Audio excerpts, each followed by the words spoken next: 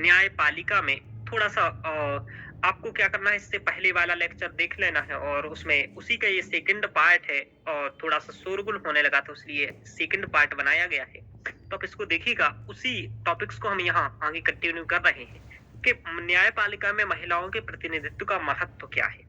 तो लैंगिक समता स्थापित करने में मैंने बताया था आपको पिछले ही में, और महिलाओं के मुद्दों को बेहतर ढंग से महिलाएं ही समझ सकती हैं, जैसे कि 3 तलाक का मुद्दा है या लैंगिक संवेदनशील मुद्दे हैं, विवाह की आयु है, कार्यस्थल पर समस्या जैसे यौन उत्पीड़न है या कोई ब्लैकमेल कर रहा है या कहीं भेदभाव हो रहा है। तो ऐसे जो मामले होते हैं इसको महिलाएं बेहतर समझ पाएंगी, तो ये भी महत्व होगा। दूसरा कि रोल मॉडल नहीं है, और यदि इनको बढ़ावा देंगे तो रोल मॉडल होंगे, तो इससे क्या होगा, एक तो विविधता को बढ़ावा मिलेगा, जैसे कि कार्यों में विविधता, जैसे कि कई महिलाओं के कार्य, पुरुषों के कार्य, तो एक कार्यात्मक विविधता होगी, दूसरी विचारात्मक विविधता होगी कि महिलाएं भी अपने विचार को रख पाएंगी। तो रोल मॉडल होगा तो कार्यात्मक विविधता भी बढ़ेगी और विचारात्मक व्यवस्था भी बढ़ेगी, और इनको ये भी मालूम चलेगा कि कैसे आगे बढ़ना है, चूंकि ये कुछ लोग आगे बढ़ चुके होंगे इसको लेकर के। लोकतंत्र के आदर्श की प्राप्ति होगी, चूंकि हमारा यही है कि सार्वभौमिक विकास हो, समावेशी विकास हो, यानी कि आधी आबादी हमारे यहाँ महिलाएं हैं। इसका मतलब यह कि देखिए, जितने पुरुष उतना महिलाएं, तो कम से कम आधा उनका प्रतिनिधित्व होना चाहिए। तो ऐसे सुशासन में सहभागिता बढ़ेगी, जवाबदेहिता में भी वृद्धि होगी, यानी कि सहभागिता बढ़ेगी तो सुशासन भी बढ़ेगा, जवाबदेहिता भी बढ़ेगी, महिलाएं भी होंगी, यानी कि महिलाओं के प्रति क्या कर्तव्य है, तो ये जवाबदेहिता बढ़ेगी वहां। जैसे कोई चयन कर रहा है महिलाओं का, और अभी तो सभी लोग पुरुष हैं चूंकि, तो महिलाओं के चयन को निरस्त भी कर सकते हैं और कोई क्वेश्चन पूछने वाला नहीं होगा, क्रॉस क्वेश्चन करने वाला नहीं होगा। लेकिन यदि महिलाएं होंगी तो वो इस बात को उठाएंगी, क्यों उसको हटा रहे हो, क्यों नहीं जोड़ रहे हो, ऐसा, यानी कि महिलाओं के मुद्दे को उठा सकेंगे। दूसरा, समावेशिता व विविधता सुनिश्चित होती, जैसे क्षेत्रगत विविधता रहेगी, कई क्षेत्रों से महिलाएं आएंगी, विचारगत विविधता रहेगी, प्रत्येक क्षेत्र की महिलाओं का विकास होगा, जैसे एससी एसटी। अभी एससी एसटी की केवल 2 महिलाएं न्यायाधीश हैं उच्च न्यायालयों में, तो ये स्थिति बेहतर नहीं है, बहुत कम महिलाएं हैं। जैसे कि 1079 स्वीकृत पदों में केवल 80 महिलाएं न्यायाधीश हैं, तो कितना कम आंकड़ा दिखाता है, बहुत कम है यह आंकड़ा। तो इसलिए समावेशिता और विविधता भी यहाँ सुनिश्चित होगी, इसलिए प्रतिनिधित्व का यह महत्व होगा। और क्या होगा, सतत विकास लक्ष्यों की प्राप्ति होगी, भारत का इस मामले में भी बेहतर उत्थान होगा, जैसे एसडीजी लक्ष्य 10 और 5 में है लैंगिक समानता, और 10 है असमानता में कमी, यह भी प्राप्ति होगी। और बेहतर कार्यों को बढ़ावा दिया जा सकेगा, यानी कि वर्क कल्चर बेहतर होगा और समृद्धि हो सके, जैसे कि स्वयं सहायता समूह में महिलाओं का प्रदर्शन रहा और अच्छा इन्होंने कार्य किया, तो यह इसी तरह से यदि हम न्यायपालिका में महिलाओं को सम्मिलित करें तो ये भी होगा। यह भी रहा है कई देशों का आंकड़ा कि जहां महिलाओं का प्रशासन में ज्यादा रोल रहा है, वहां भ्रष्टाचार भी कम हुआ है। तो भ्रष्टाचार में भी कमी के मामले में भी क्या होगा, महत्व होगा। तो ये महत्व होगा महिलाओं का किसमें, प्रतिनिधित्व को बढ़ाना। सबसे बड़ी बात वही विविधता, समता, प्रतिष्ठा, ये सभी होगा। और बाकी पॉइंट यहाँ भी हमने लिख रखे थे, ये भी देख लीजिएगा आप लोग, कि जैसे विविधता होगी और समता सुनिश्चित होगी, सतत विकास लक्ष्य होंगे, मानवाधिकारों की रक्षा होगी, और महिला सशक्तिकरण होगा। यह महत्वपूर्ण बिंदु है यहाँ। चलिए, अब क्या है कि क्या सुझाव आप क्या देंगे कि न्यायपालिका में महिलाओं के प्रतिनिधित्व को बढ़ाया जाए। इसके मूल सुझाव यही है कि आरक्षण का प्रावधान कर देना चाहिए, क्योंकि जैसे हम लोग यदि संसद में आरक्षण, जैसे विधायिका में हम लोगों ने अभी 33% आरक्षण संभव है यदि कर दिया है, जिससे कि न्यायपालिका में भी लैंगिक समता हो सके, तो तो ये हमें करना चाहिए। पूर्व मुख्य न्यायाधीश का भी यही सुझाव था कि हमें आरक्षण को बढ़ावा देना चाहिए सुप्रीम कोर्ट और हाई कोर्ट के मामले में।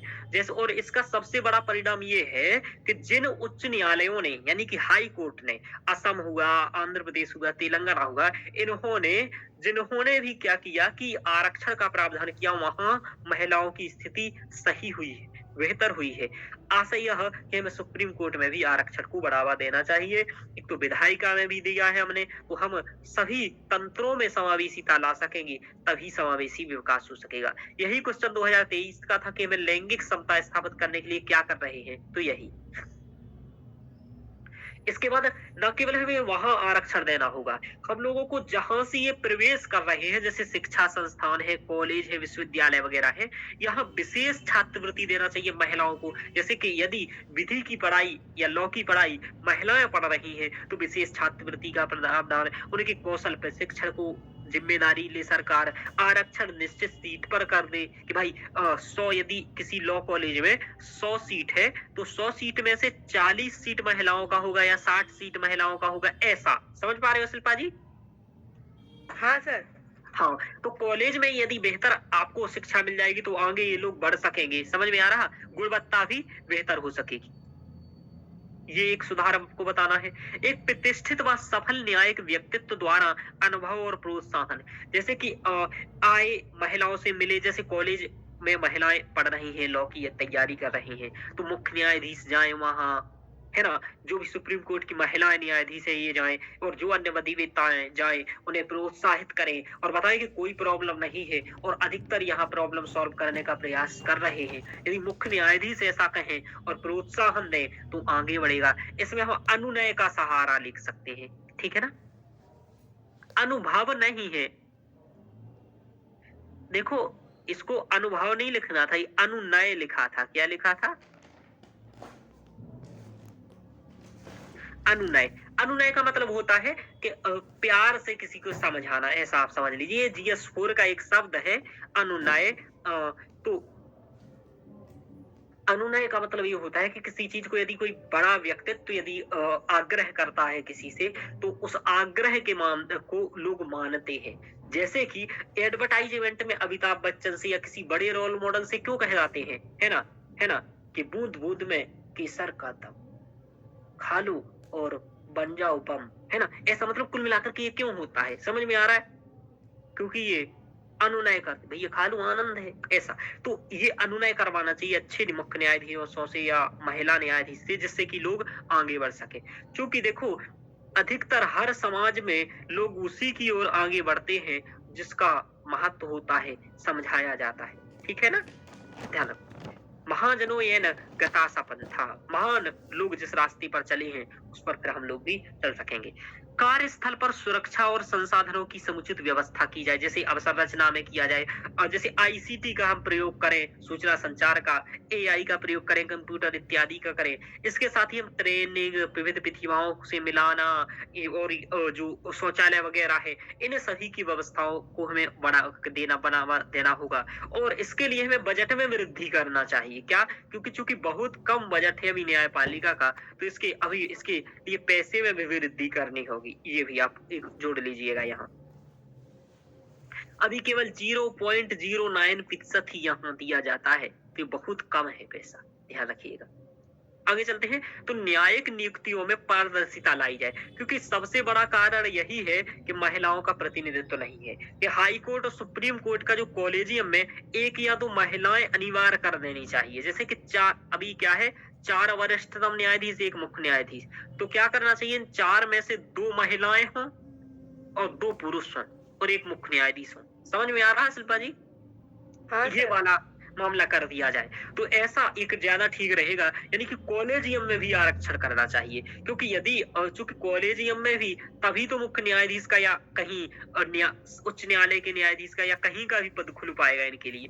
तो चयन के कारण, और ये भी कर देना चाहिए कि चयन यदि किसी को कर रहे हो तो बताओ किस कारण किए, और यदि अस्वीकृत किया तो उसके कारण क्या है, इसके रिकॉर्ड भी रखे जाए। इससे क्या होगा, इससे यह होगा कि भाई जो व्यक्ति में कोई कमी है वो अपनी कमी को सुधार सकेगा कि ठीक है भाई, इस बार मेरा इस कारण से हमारा चयन नहीं हुआ, अगली बार होने की संभावना है। दूसरा यह कि अन्य न्यायाधीश को भी यह मानक मालूम रहेगा कि किस आधार पर चयन करना है, वरना यहाँ स्वेच्छाचारिता को बढ़ावा मिल जाएगा, ठीक है ना। NJAC को लाना, यानी कि जो राष्ट्रीय न्यायिक नियुक्ति आयोग की हम लोगों ने कल बात की थी, उसको लाया जाए जिससे कि पारदर्शिता सुनिश्चित हो सके। समाज में महिलाओं को वकील व न्यायाधीश पेशे के प्रति सकारात्मक सोच का यथासंभव हमें प्रयास करना चाहिए कि और बढ़ावा देना चाहिए, जिससे कि इसके प्रति भी करियर को देख सकें और आगे बढ़ सकें। जैसे कि इसके लिए हम रोल मॉडल व प्रतिनिधित्व की भूमिका महत्वपूर्ण हो सकती है कि जो मुख्य न्यायाधीश आग्रह करें, संविधान दिवस के दिन आग्रह करें, राष्ट्रपति करें, प्रधानमंत्री करें, ऐसे लोग यदि करेंगे तो धीरे धीरे इसकी ओर आगे बढ़ेगा। और भी हमने बताया है शिकायत निवारण तंत्र भी बेहतर उपलब्ध हो। जैसे सभी से बड़ी शिल्पा जी यही दिक्कत है ना कि यौन शोषण होगा या कोई शोषण होगा, समझ में आ रहा? हाँ सर। तो इसके लिए यदि आपको ये कैसा हो कि आप कॉल करके सीधे ही शिकायत कर सकें उस व्यक्ति की और तुरंत उसका निपटान हो, ठीक है? तो इससे महिलाओं को ये भरोसा रहेगा कि भाई ऐसा है। जैसे कि आज हम क्या करते हैं, सीएम हेल्प वाले पर फोन लगाते हैं या 100 नंबर लगाते हैं। जैसे आज आप बीमार हो जाते हैं तो आपको क्या है कि आप एम्बुलेंस को फोन लगा देंगे, आ जाएगी। समझ में आ रहा? हाँ ऐसा। सर। तो इसी तरीके से यहाँ भी होना चाहिए कि शिकायत निवारण तंत्र बेहतर स्थापित करना चाहिए। तो ये भी और आगे मैं समझाता हूँ। और इसके बाद निष्कर्ष एक आपको लिखना होगा ऐसे उत्तरों में कहीं भी। मैं कुछ निष्कर्ष लिख करके इसलिए दे रहा हूँ, मतलब मुझे देना नहीं चाहिए ये सब निष्कर्ष, लेकिन मैं इसलिए दे रहा हूँ कि आप लोग निष्कर्ष लिखना सीख जाएं और फिर ये मेरे हुबहू निष्कर्ष नहीं, आप स्वयं निष्कर्ष लिखें। जैसे सारांशतः, सफलतम, यानी कि निष्कर्षतः और सारांशतः एक शब्द कोई प्रयोग करना है, दोनों नहीं करना है। सारांशतः सफलतम स्वरूप में लोकतंत्र के आदर्शों की प्राप्ति बिना लैंगिक समता के संभव नहीं। आप भी ऐसी बात कहो जैसी क्योंकि किसी भी समाज का पूर्ण विकास उसकी महिलाओं व सभी वर्गों की स्थिति से देखा जा सकता है जाता है। Doctor B R. अम्बेडकर का कहना है। तो हमें यदि हम चाहते हैं लोकतंत्र के आदर्श प्राप्त हो सके, समान अवसर की समता प्राप्त हो सके, तो उसके लिए हमें लैंगिक समता तो करना ही होगा। ऐसा अम्बेडकर का कथन है। लास्ट में आपने कथन से निष्कर्ष समाप्त किया। तो इस तरीके से आप निष्कर्ष लिख सकते हैं। तो ये हम लोगों ने देखा अभी महिलाओं के बारे में कि महिलाओं का प्रतिनिधित्व क्या है। शुरू से हम लोगों ने क्या पढ़ा, सबसे पहले एक बार हम रिवीजन कर लेते हैं। हम लोगों ने देखा पीवाईक्यू। अब ये पीवाईक्यू पर बात करते हैं कि विविधता, समता और समावेशिता सुनिश्चित करने के लिए उच्चतर न्यायपालिका में महिलाओं के प्रतिनिधित्व के बढ़ाने की वांछनीयता पर चर्चा करें। वांछनीयता के इनके महत्व की चर्चा करें। समझ में आ रहा?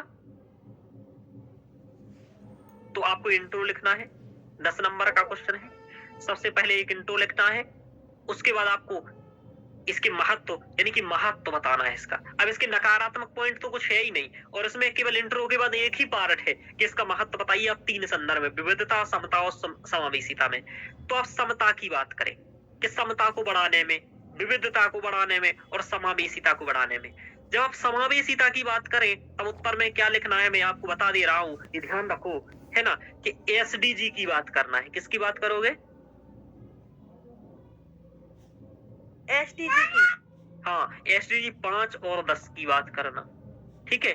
और संपूर्ण यानी कि सभी वर्गों के विकास। अब करना बात समता की बात, तो समता में आप करना महिलाओं की, महिलाओं में भी एसटी, एससी, ओबीसी वगैरह सभी की।